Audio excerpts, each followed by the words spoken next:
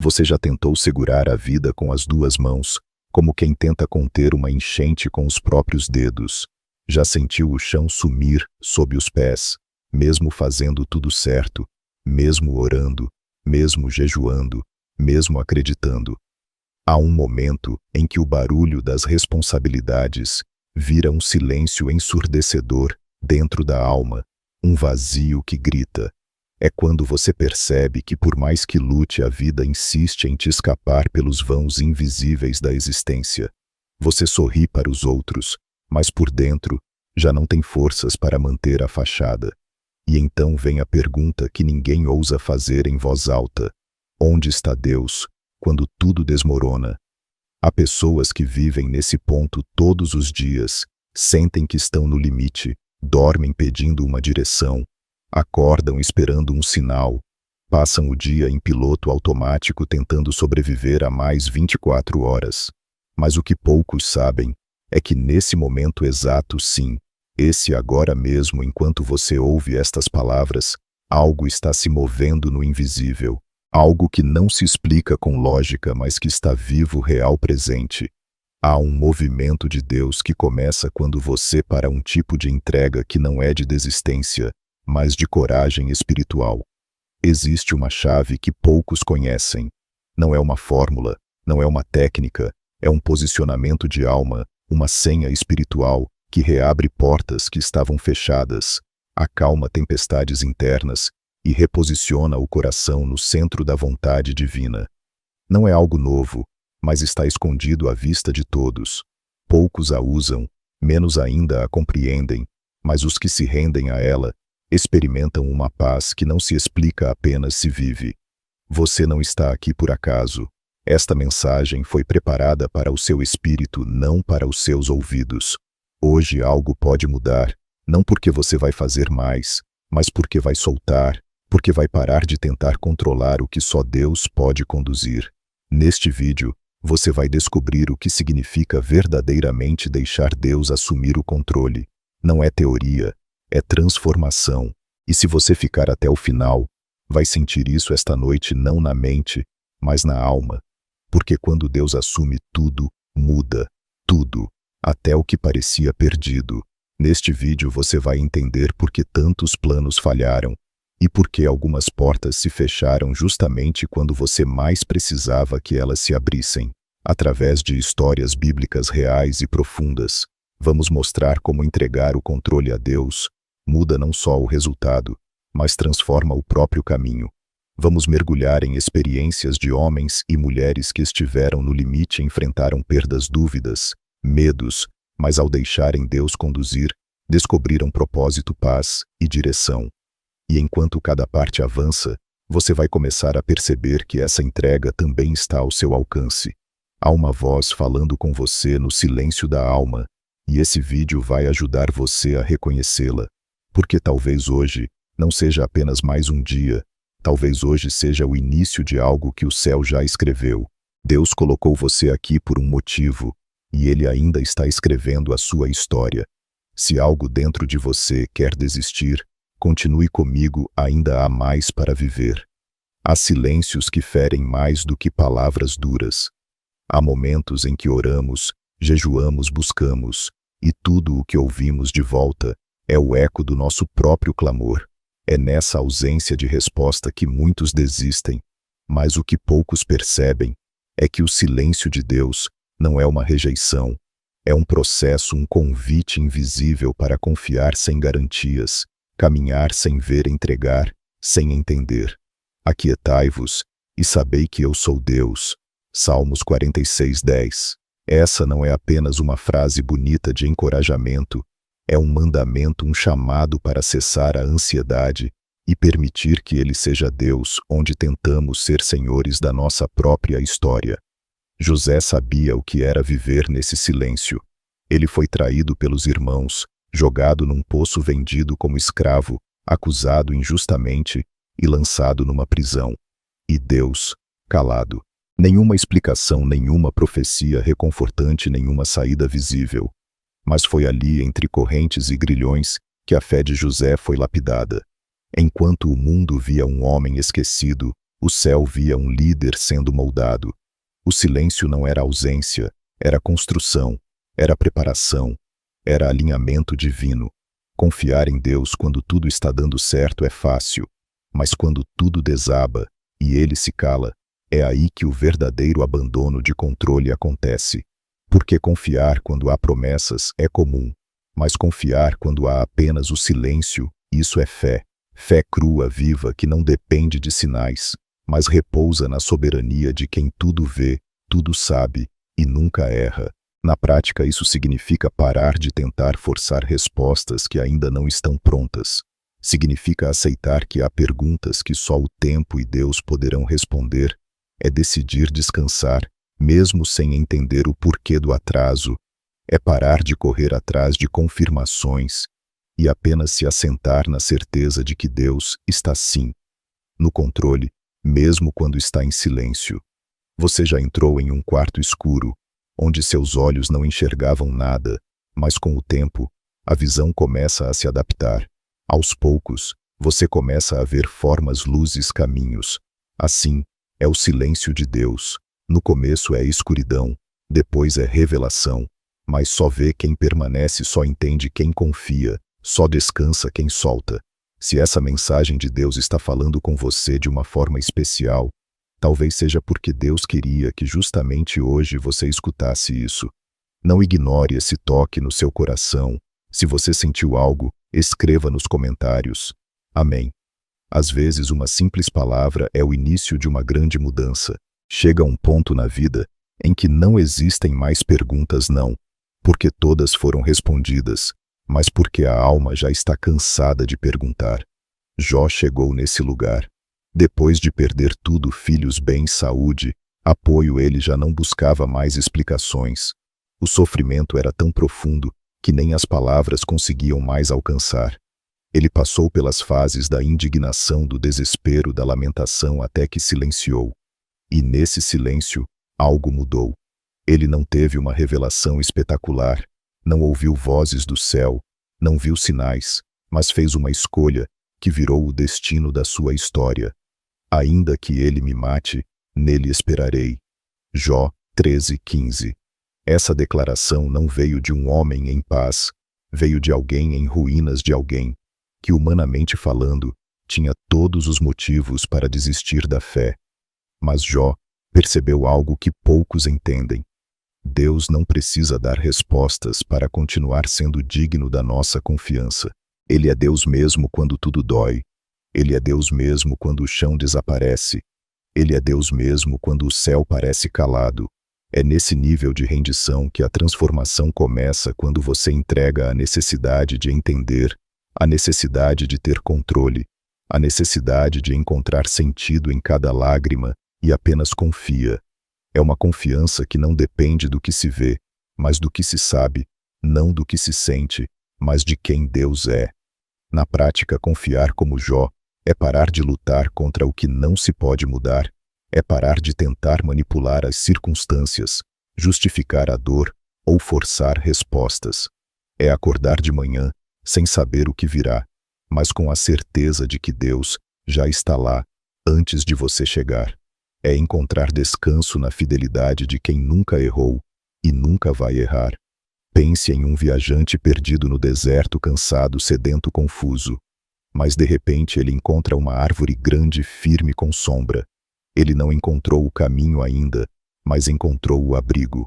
Ele ainda tem perguntas, mas pode respirar. É isso que confiar em Deus produz: alívio, no meio da dúvida, sombra, no meio do calor, paz em meio à dor. E é justamente após essa rendição que começamos a perceber que Deus já está movendo as peças por trás do véu. Se esta palavra está despertando em você um desejo profundo de ouvi-lo, comente agora mesmo. Fala, Senhor, teu servo ouve. Escreva como uma oração, abra uma porta de fé. E, por favor, deixe o seu like neste vídeo. Você estará ajudando para que mais pessoas aprendam a reconhecer a voz do Mestre. Às vezes, tudo o que a gente tem é um não sei. Não sei o que fazer, não sei para onde ir, não sei como resolver. Moisés estava exatamente nesse lugar. À frente, o Mar Vermelho, atrás, o exército de Faraó, e no meio, um povo gritando desesperado sem entender por que Deus os havia tirado do Egito para morrer no deserto. O homem que antes falava com autoridade, agora não tinha mais o que dizer. Foi então que Deus falou: O Senhor pelejará por vós, e vós vos calareis. Êxodo 14:14.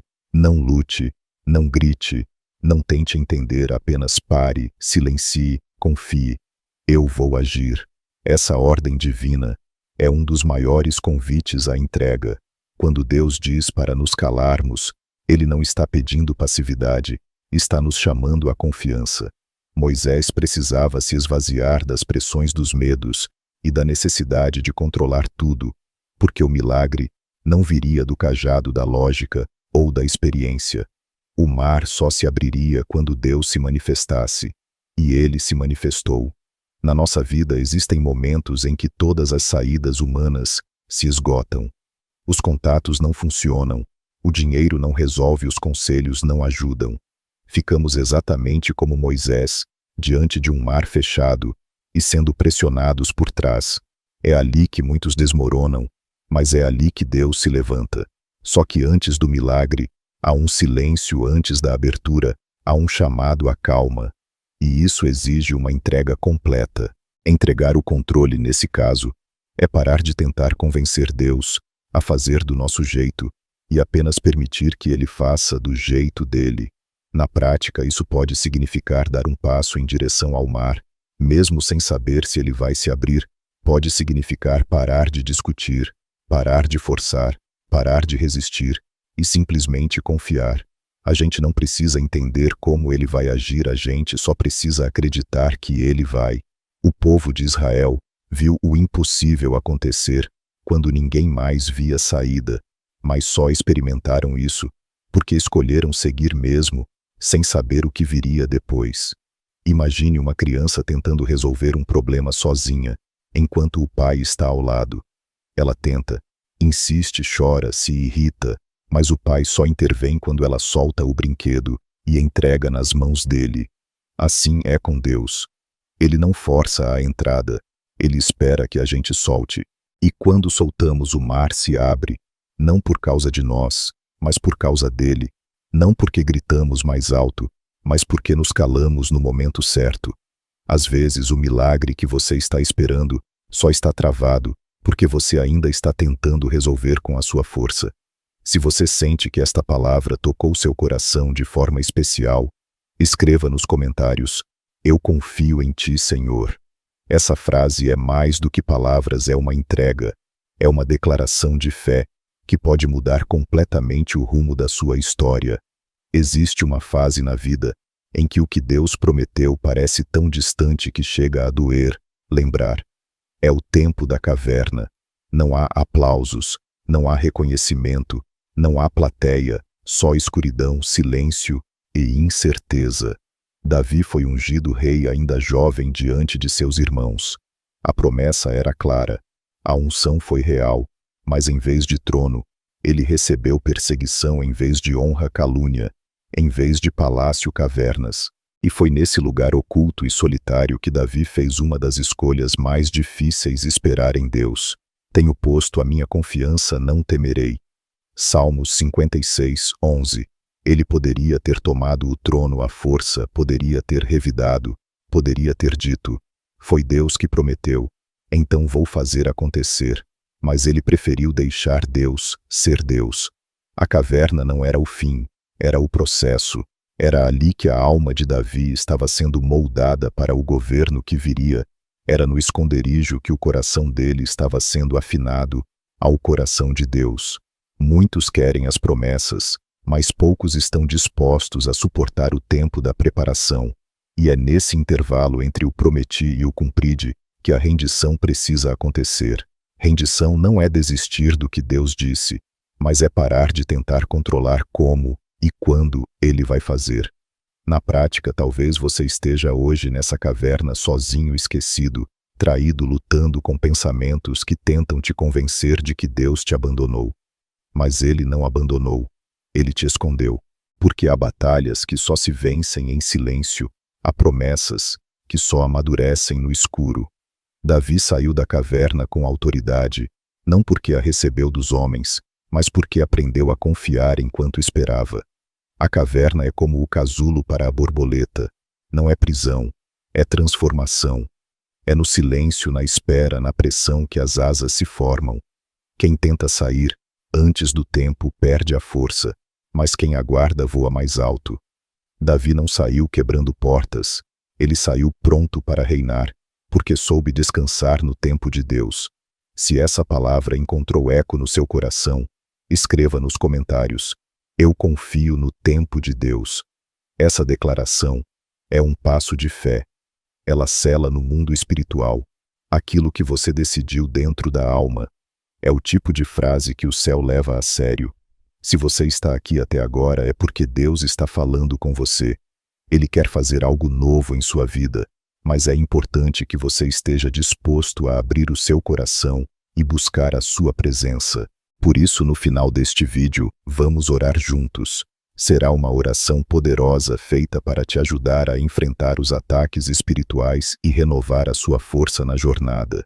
Então fique comigo até o final, porque você não vai querer perder esse momento de conexão com Deus. Existem quedas que nos fazem acreditar que tudo terminou, que fomos longe demais, que decepcionamos a Deus de uma forma irreversível. Foi assim com Pedro. Ele havia jurado fidelidade a Jesus, disse que morreria com ele se fosse preciso. Mas bastaram algumas perguntas, um ambiente hostil e a pressão da vergonha, e ele negou 3 vezes. Não foi só uma falha, foi um colapso emocional, uma traição em plena consciência. Depois disso, Pedro chorou amargamente e se afastou. Voltou ao mar, ao barco, como se dissesse: tudo o que eu tinha com Deus acabou. Mas Jesus, em sua misericórdia, fez questão de encontrá-lo, exatamente ali no mesmo mar, onde tudo havia começado. E não o chamou de traidor, chamou-o pelo nome e disse: apacenta as minhas ovelhas. João 21:17. Jesus não ignorou a queda, mas também não a usou para condenar. Ele restaurou Pedro com palavras de amor e propósito, porque é isso que Deus faz quando assumimos nossa falha e entregamos o controle. Ele nos devolve a missão. Não há pecado grande demais que possa impedir um recomeço em Cristo. A cruz já pagou o preço. O que resta agora é se render ao amor que ainda chama, ainda perdoa, ainda confia. A aplicação prática disso é poderosa. Talvez você tenha se afastado da presença de Deus. Talvez tenha se envolvido com coisas que feriram sua fé, sua consciência, sua identidade, e hoje o sentimento de indignidade ainda pesa. Mas Deus não se impressiona com o seu erro. Ele se importa com a sua disposição de voltar. O que Ele quer não é sua perfeição, é o seu coração. Ele está na beira do mar com um peixe assando na brasa e uma pergunta ardendo: você ainda me ama? Pedro respondeu 3 vezes que sim, e com cada resposta Jesus devolveu a ele o ministério que a culpa havia tentado enterrar. Essa é a beleza da entrega, quando você deixa Deus assumir o controle, mesmo depois de errar.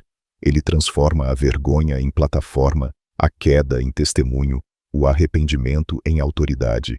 Pense em uma peça de porcelana quebrada. Aos olhos humanos, ela perdeu o valor, mas nas mãos certas, ela é restaurada com ouro. No Japão, essa técnica é chamada kintsugi. Eles não escondem as rachaduras, eles as destacam porque agora a peça tem uma história. E o mesmo acontece com você, quando Deus restaura. Ele faz com que até as marcas brilhem. Agora declare nos comentários: Senhor, recebo teus ensinamentos. Escreva como um ato espiritual de entrega e deixe seu like para que mais pessoas encontrem esta paz sobrenatural que vem de Deus. E essa restauração traz consigo um novo nível de escuta. Vamos agora entender como reconhecer a voz de Deus quando Ele assume o controle. Há momentos em que Deus escolhe falar nos cenários mais improváveis. Nem sempre é no alto da montanha ou diante de uma multidão. Às vezes Ele sussurra na madrugada quando tudo está quieto e só resta o som do coração. Foi assim com Samuel, ainda menino, sem experiência, sem maturidade espiritual. Ele ouviu uma voz no silêncio da noite e pensou ser o sacerdote. Eli correu até ele, voltou ao leito. Isso aconteceu 3 vezes, até que ele entendeu. Era Deus chamando. E naquele instante Samuel respondeu: Fala, Senhor, porque o teu servo ouve. 1 Samuel 3:10. A primeira lição aqui é clara. Deus não escolhe os mais experientes. Ele escolhe os disponíveis, aqueles que não ignoram o chamado, mesmo sem saber exatamente de onde vem. Samuel ainda estava em formação, mas já tinha o coração sensível. E foi essa sensibilidade que abriu seus ouvidos espirituais. Quando você entrega o controle da sua vida, seus sentidos se afinam com o céu. O que antes era barulho se transforma em direção. O que parecia confuso começa a fazer sentido. Quantas vezes você já sentiu algo no coração, uma impressão, um toque, uma inquietação, e achou que era só coisa da sua mente? E se fosse Deus tentando falar, Ele ainda fala. E muitas vezes a maior barreira não é Ele não estar falando, mas nós estarmos ocupados demais para ouvir, ou distraídos demais, ou resistentes. Por isso, quando você se rende e diz: o Senhor fala algo, muda. Você passa a reconhecer a presença dEle nos detalhes, a voz dEle no meio da dor, a resposta no meio da espera. Na prática, ouvir Deus hoje é desacelerar o coração, é abrir a Bíblia com expectativa, é silenciar a ansiedade e perceber que a direção já está sendo dada. Muitas vezes, a resposta que você tanto procura não virá como uma revelação estrondosa, mas como uma paz silenciosa no meio da confusão. E essa paz é a voz dele dizendo: eu estou no controle, apenas siga. Pense em um rádio antigo daqueles com botão giratório. Quando você está fora da frequência, tudo o que se ouve é chiado. Mas com paciência, ajustando com cuidado a sintonia, acontece, a voz se revela. Assim é com Deus. Quando o nosso espírito se alinha à frequência, dele se torna clara e tudo começa a mudar. Se essa mensagem já está tocando seu coração, saiba que não foi por acaso.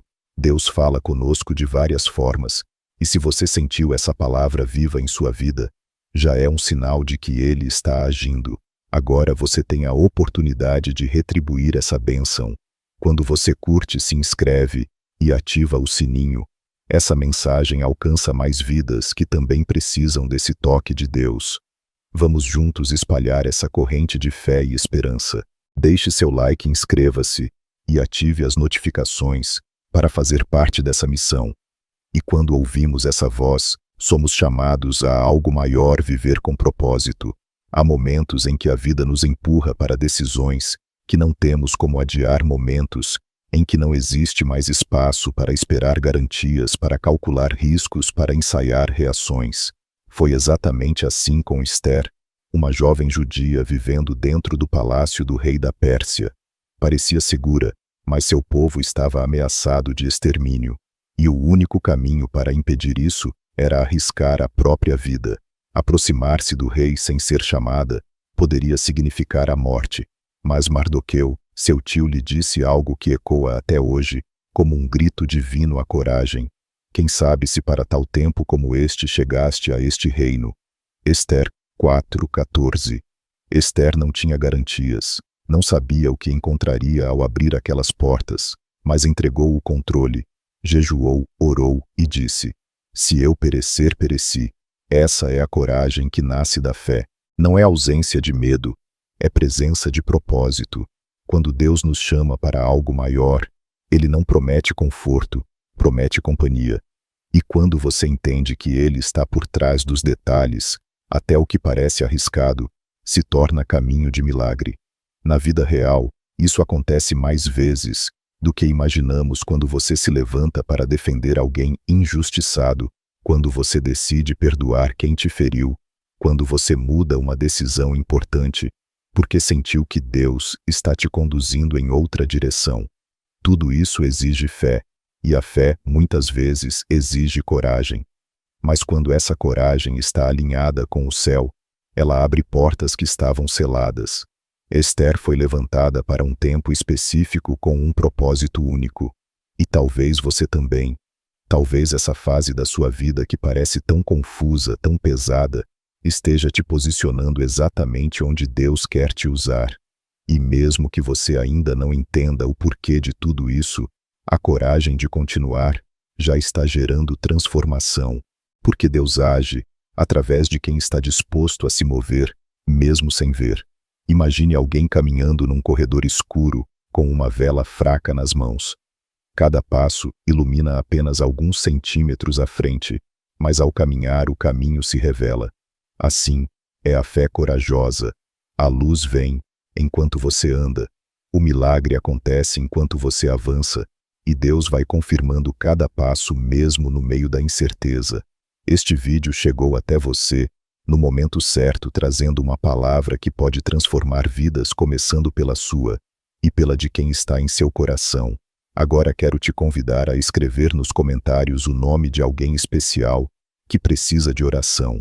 Pode ser um familiar, um amigo, ou até mesmo aquela pessoa que veio à sua mente enquanto assistia.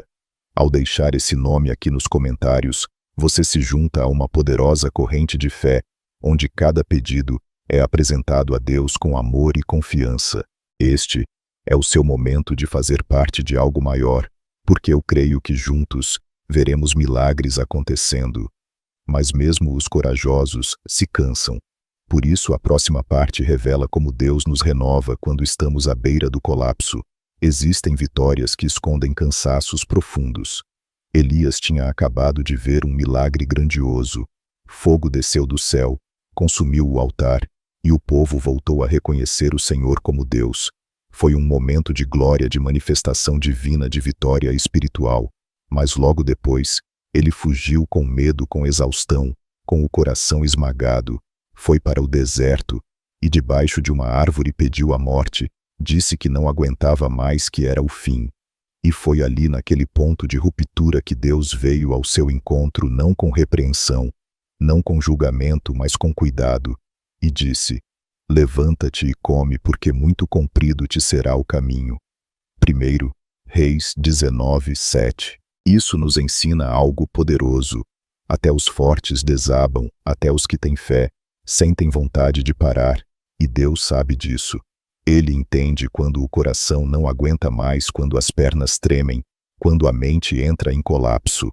Elias era um homem de Deus, mas também era humano.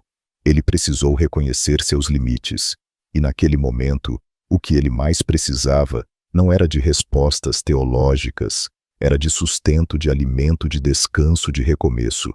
Muitas vezes o controle que precisamos entregar não é das circunstâncias, mas da ilusão de que temos que ser fortes o tempo todo.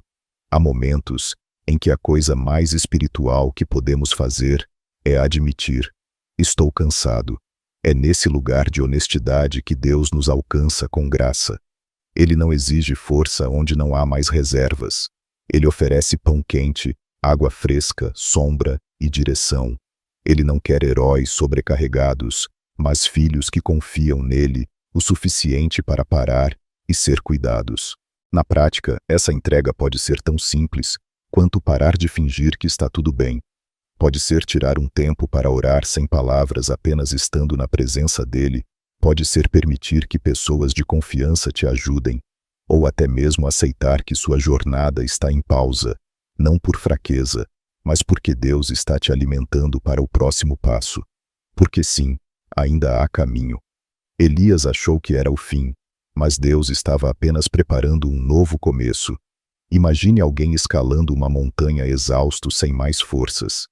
Ele se senta cabisbaixo, e de repente alguém aparece com água-pão e uma mão estendida, não para empurrá-lo, mas para sentar ao lado. Deus faz isso conosco. Ele se assenta à sombra ao nosso lado e diz: come, descansa, ainda tem mais, e eu vou com você. Nada acontece por acaso. Esta mensagem pode ser a resposta que você tanto busca em oração. Fique até o final, pois Deus tem algo especial para falar ao seu coração. Agora que vimos como Deus nos restaura quando desistimos, no próximo bloco, veremos como ele começa a nos preparar para uma nova direção. Algumas dores não vêm para destruir, mas para despertar. Neemias não era pastor, nem sacerdote, nem profeta. Era um copeiro no palácio, alguém com um trabalho estável, respeitado, aparentemente distante das ruínas espirituais do seu povo. Mas bastou ouvir que os muros de Jerusalém estavam destruídos e que seu povo vivia em vergonha para algo rasgar por dentro. Ele chorou, jejuou, orou não porque era religioso demais, mas porque a dor o encontrou no lugar certo. O Deus dos céus é quem nos fará prosperar. Neemias 2, 20. Essa foi a declaração de fé de alguém que entendeu que quando Deus assume o controle, até o quebrantamento vira missão. A dor que move Neemias não é diferente da que sentimos ao ver uma família desmoronar, um filho se afastar, uma comunidade se perder. Há momentos em que parece que tudo está em ruínas, e nesses momentos temos duas opções: ou nos tornamos vítimas do que sentimos, ou permitimos que Deus use esse sentimento como um chamado. Neemias não fugiu da dor, ele a levou para a oração. E da oração nasceu um plano, do plano nasceu ação, e da ação nasceu restauração. Deus transformou lágrimas em tijolos, tristeza em direção, e um copeiro comum em um líder extraordinário. Isso nos ensina que não importa onde você está agora, você pode estar nos bastidores do palácio, ou nos cantos da dor, achando que sua voz não faz diferença, mas se a sua dor está alinhada com o coração de Deus, Ele vai te usar. O que queima no seu coração pode ser exatamente o que o céu quer acender como missão. E a reconstrução começa de dentro para fora. Aplicando isso à vida, talvez você esteja carregando um incômodo que parece pesado demais, uma indignação que não sai do seu peito. Pode ser pela sua casa, pela sua cidade, pela sua geração. Em vez de sufocar isso, apresente a Deus. Fale com Ele como Neemias falou, não com fórmulas prontas, mas com lágrimas verdadeiras. E depois de orar, esteja disposto a se mover, porque quem ora de verdade age com propósito. Pense em uma pessoa que vê um terreno cheio de escombros. Outros passam e apenas comentam: está destruído.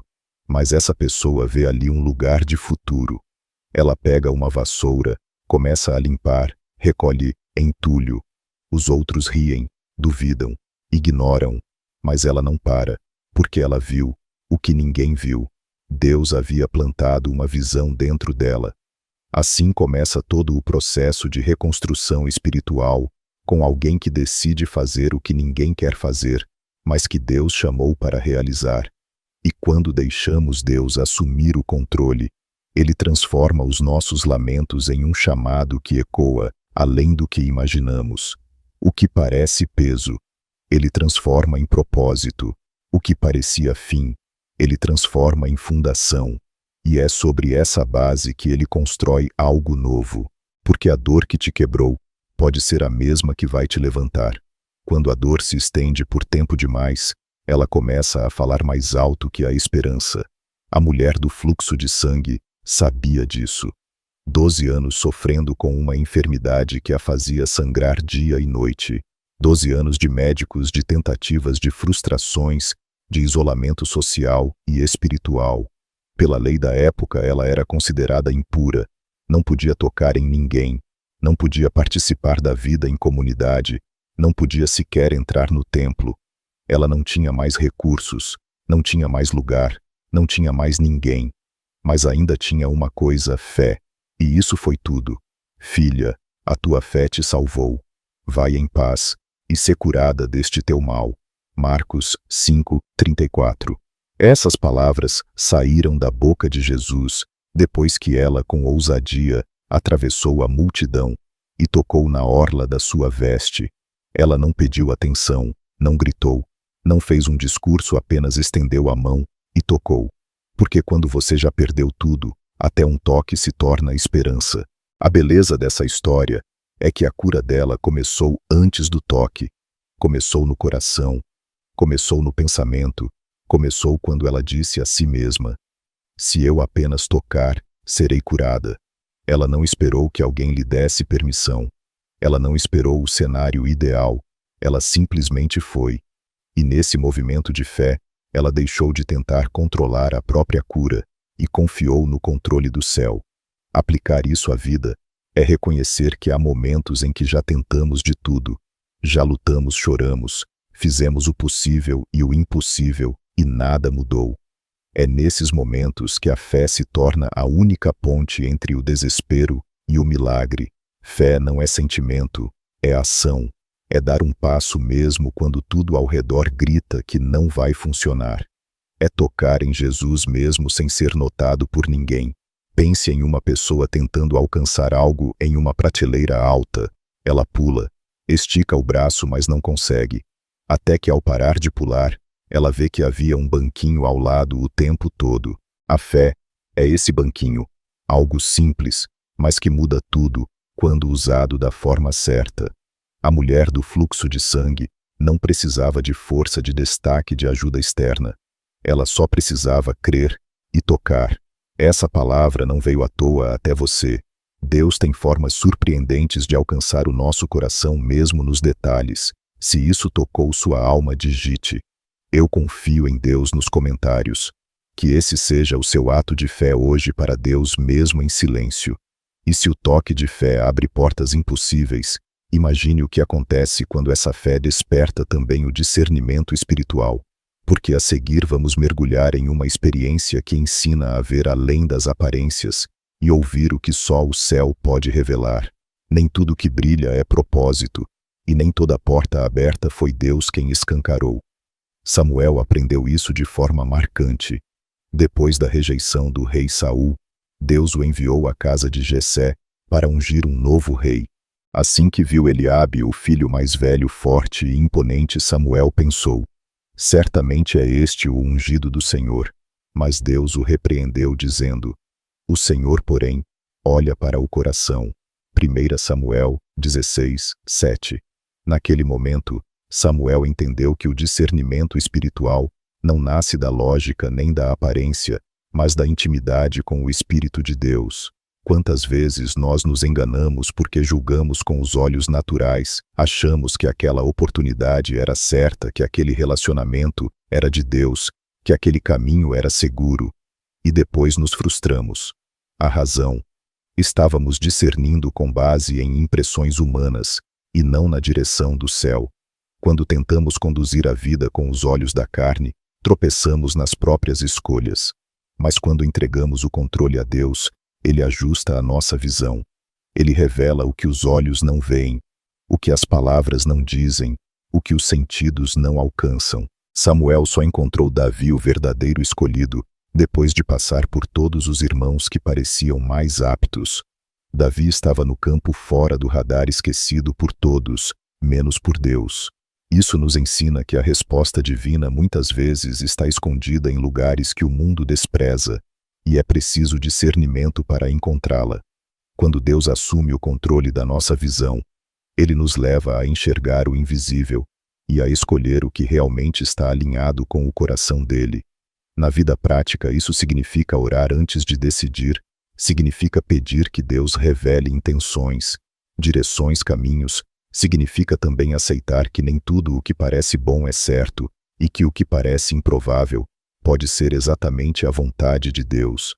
O discernimento espiritual é como um farol numa noite sem lua. Ele não mostra o caminho inteiro, mas te impede de colidir.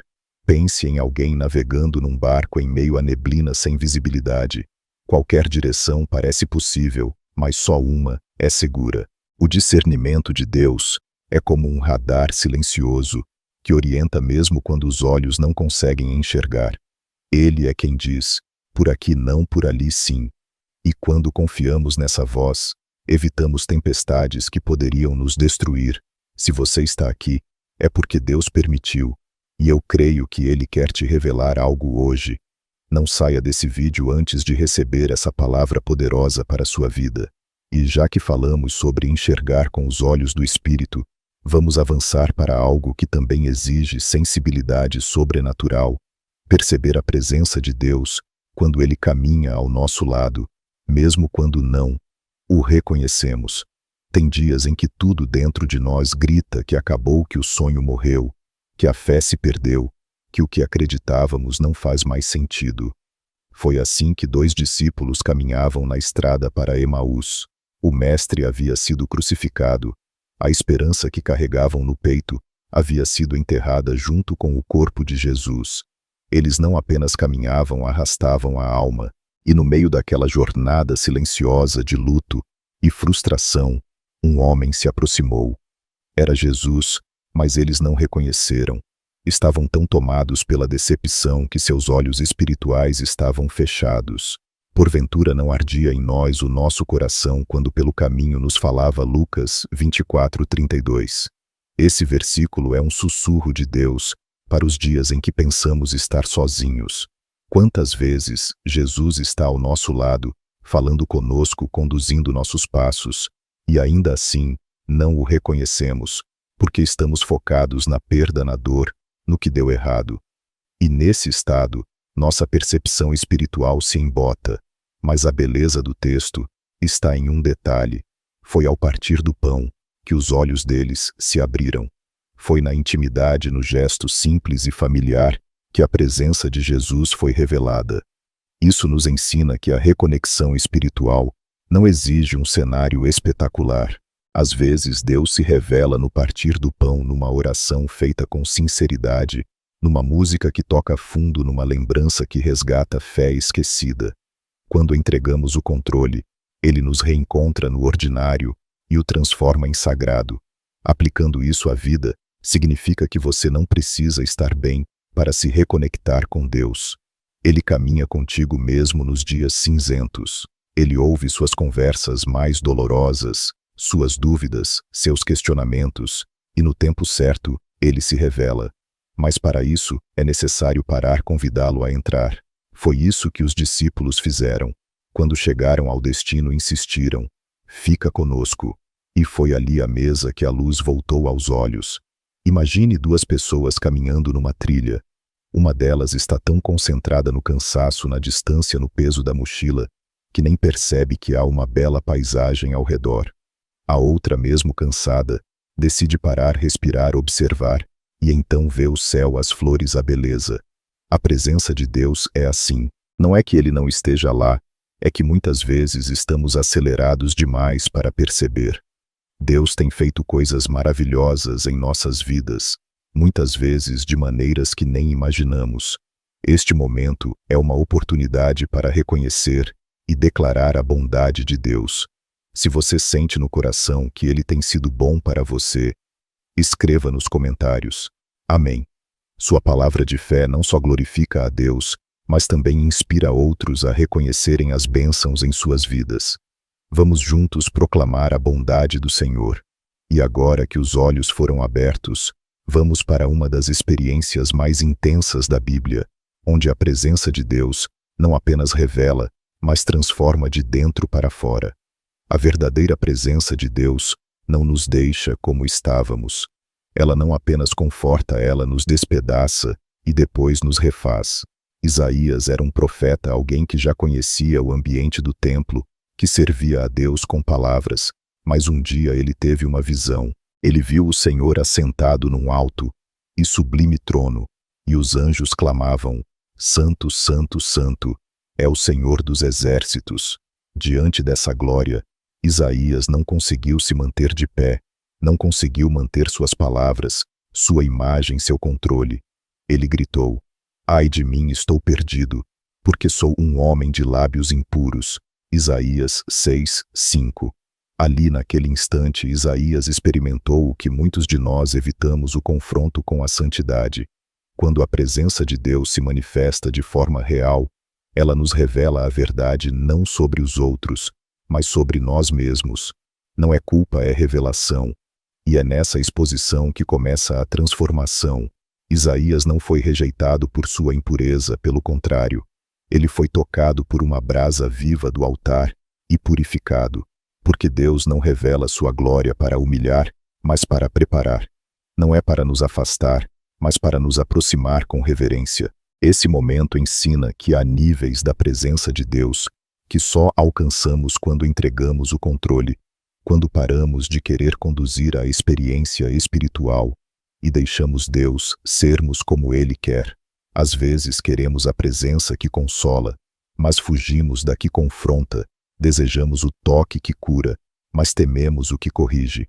No entanto, é no fogo da glória que o caráter é purificado, que a missão é liberada, que a voz profética é ativada.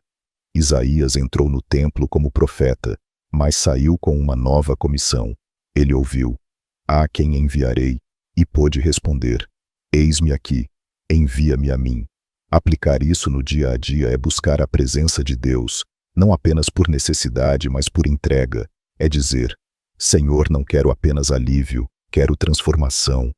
É estar disposto a ser confrontado em oração, a deixar que a Bíblia te corrija, a permitir que o Espírito revele áreas que precisam ser tratadas. Isso dói, mas cura, desestrutura, mas constrói. Pense em um metal sendo refinado. Ele é colocado no fogo até que todas as impurezas venham à tona. Só assim se torna mais resistente, mais puro, mais valioso. Deus faz o mesmo com aqueles que desejam mais dele. Ele purifica com fogo, mas o fogo que ele envia não destrói, transforma. Essa palavra não é para qualquer um. Se você está aqui, é porque Deus quer te revelar algo especial.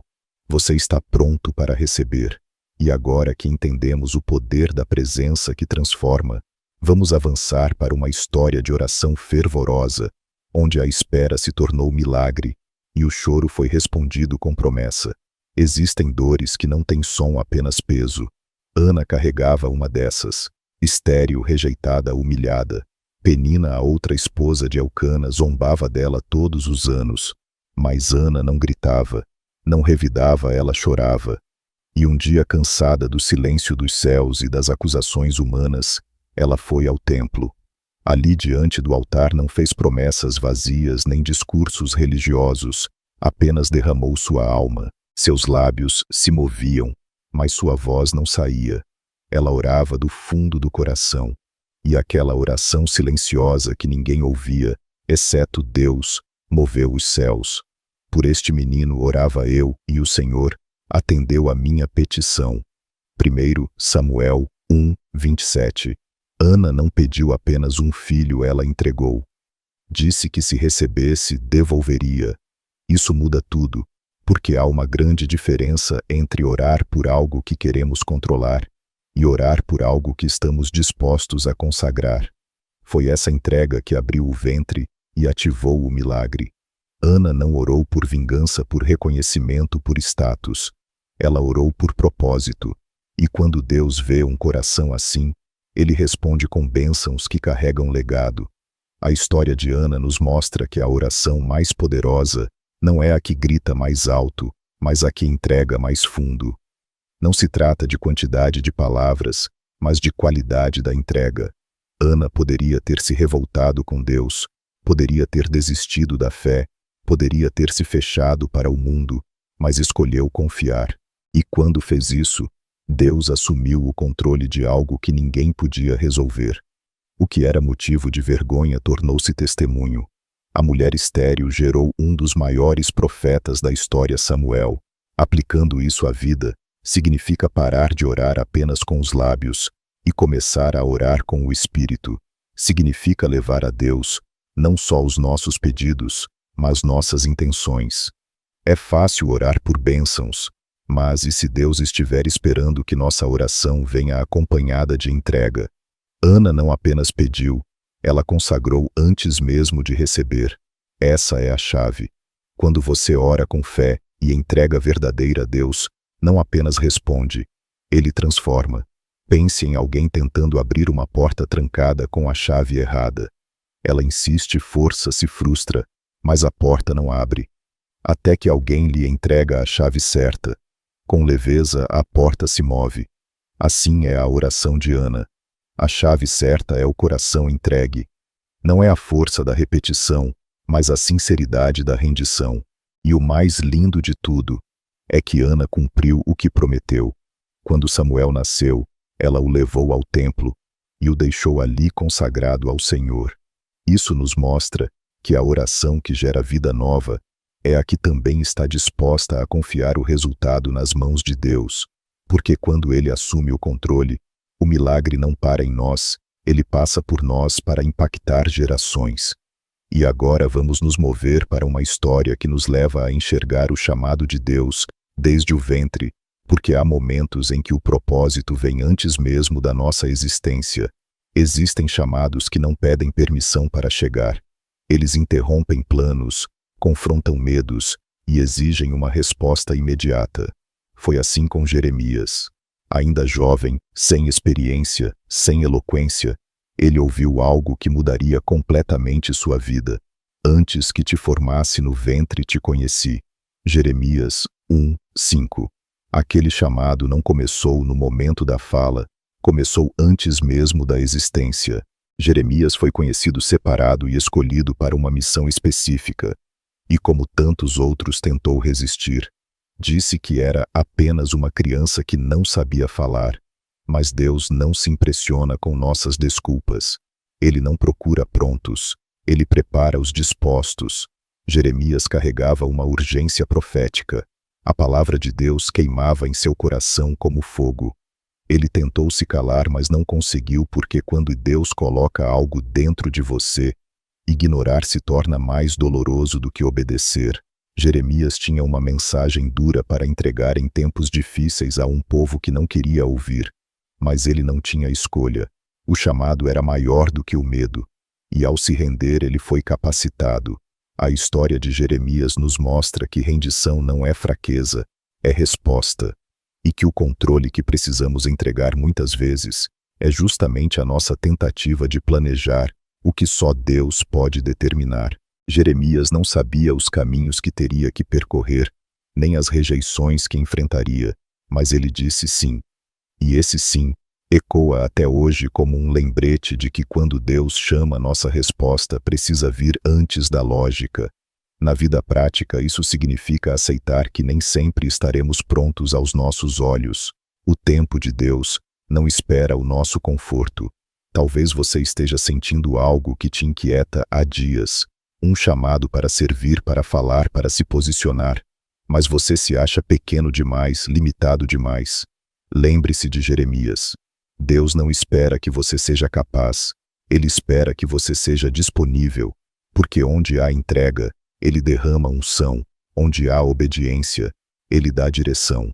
Pense em um instrumento musical guardado numa estante. Ele pode ser lindo, afinado, feito à mão, mas se não for entregue nas mãos do músico, nunca cumprirá seu propósito. Somos assim criados por Deus, moldados para algo, mas inúteis, até que sejamos colocados nas mãos do Criador. E o que nos coloca ali não é a força nem o talento, é a rendição. Já imaginou quantas pessoas estão precisando de uma palavra de esperança neste momento? Deus nos chama para sermos instrumentos em suas mãos. E pequenas atitudes podem fazer uma grande diferença. Assim como você foi alcançado por essa mensagem, outros também podem receber aquilo que tanto buscam: uma resposta, um consolo, um sinal de Deus. Ao interagir com esta mensagem, você se torna um canal de bênção, ajudando a levar a palavra de Deus a quem mais precisa. Se deseja fazer parte dessa missão, não se esqueça de curtir este vídeo, se inscrever no canal e ativar o sininho. E no próximo momento, vamos mergulhar em uma história de alguém que, mesmo excluído, rompeu todas as barreiras e tocou em Jesus com a fé de quem não tinha mais nada a perder, apenas tudo a entregar. Existem momentos em que a dor se torna tão insuportável que o medo perde a força, a vergonha já não tem mais poder. O que resta é a coragem crua nascida da fé que cansou de esperar. Assim era o coração do leproso que se aproximou de Jesus. Ele não podia estar ali. A lei dizia que deveria manter distância, gritar impuro e viver afastado da sociedade. Mas ele decidiu romper com tudo, com as regras, com os olhares, com o silêncio. Senhor, se quiseres, podes purificar-me. Mateus 8:2. Ele não implorou, ele não barganhou, ele apenas se lançou com fé. Esse homem representa todos que um dia se cansaram de viver sob o domínio da culpa, do rótulo, do isolamento. Ele se arriscou não apenas à rejeição das pessoas, mas ao escândalo público. A lepra era vista como maldição. Tocar em um leproso era impensável. Mas quando ele se ajoelha diante de Jesus, algo muda. O que ninguém ousava fazer, o mestre fez. Jesus o tocou antes de curar. Ele tocou. Porque Jesus sempre toca onde o mundo impõe distância. O toque veio antes da purificação. Isso revela que Deus restaura primeiro o que está quebrado dentro, antes de manifestar o milagre fora. Aquela cura começou com um passo de coragem. Não foi um momento mágico, foi uma decisão espiritual. O leproso entregou o controle. Ele não exigiu nada, apenas reconheceu o poder e a vontade de Deus. E isso é algo profundo. Ele disse, se quiseres. Isso mostra submissão. Ele não estava ali por orgulho ou desespero vazio. Estava por fé, uma fé rendida. E foi essa postura que ativou a resposta imediata do céu. Na prática, muitos vivem hoje como esse homem, isolados emocionalmente, marcados por falhas, afastados pela dor ou rejeição. Às vezes não fisicamente, mas espiritualmente. Corações que acreditam que não podem mais se aproximar de Deus, que pecaram demais, erraram demais, que não são dignos. Mas esse texto nos mostra que Jesus não tem medo da nossa lepra. Ele se aproxima quando todos se afastam. E quando decidimos ir até Ele mesmo carregando as marcas daquilo que nos excluiu, somos recebidos com toque, com amor, com restauração. Pense numa ponte quebrada, abandonada, onde ninguém passa há anos. Ela parece condenada. Mas um construtor chega, olha para ela e diz, ainda vale a pena restaurar. E começa o trabalho devagar, com paciência, sustentando as partes frágeis. Assim Deus faz conosco. Ele vê valor onde outros só veem ruína. Mas a restauração começa quando atravessamos a multidão de pensamentos que nos afastam dele e nos lançamos aos seus pés. E agora que entendemos que a restauração nasce da coragem de se aproximar mesmo quebrado, vamos ver o que acontece quando alguém, no meio de tantas distrações, escolhe simplesmente parar e se sentar aos pés de Jesus. Porque há poder em escolher a presença acima da performance. O mundo aplaude quem faz mais, corre, mais entrega mais. Mas o céu se inclina para quem para quem entende que há momentos em que o mais espiritual a se fazer é apenas sentar e ouvir. Em Betânia, 2 mulheres receberam Jesus em casa. Marta correu para servir, preparar, organizar. Maria, no entanto, simplesmente se assentou aos pés do Mestre e ficou ali ouvindo. Marta se incomodou, questionou, pediu que Jesus mandasse Maria ajudá-la. Mas ele respondeu com algo que ecoa até hoje para quem vive sobrecarregado. Maria escolheu a boa parte, a qual não lhe será tirada. Lucas 10:42. Essa cena simples carrega uma revelação profunda. Marta estava fazendo algo bom, mas Maria escolheu o melhor. Enquanto uma se agitava no ativismo, a outra descansava na presença. Não era sobre fazer, mas era sobre estar perto. E é exatamente isso que muitos de nós precisamos aprender. Vivemos em um tempo de excessos de estímulos, tarefas, cobranças, expectativas. A alma vive inquieta, mas o descanso que transforma não é o do corpo, é o do espírito. E esse só é encontrado aos pés de Jesus. Maria representa aqueles que entenderam que o controle não está nas mãos de quem produz sem parar, mas de quem reconhece o lugar da presença. Quando você se senta aos pés de Jesus, você não está perdendo tempo, está sendo alinhado, está sendo curado, está sendo fortalecido. O que o ativismo entrega por fora, o descanso entrega por dentro. Na prática, isso significa criar espaços de pausa em meio ao caos. É silenciar o barulho de dentro e dizer, hoje eu só quero ouvir. É desligar a correria do automático para se lembrar de que sua identidade não está no que você faz, mas em quem você está. Maria não precisava impressionar Jesus, ela só queria estar com ele. E isso foi o bastante. Pense em uma criança no colo do pai.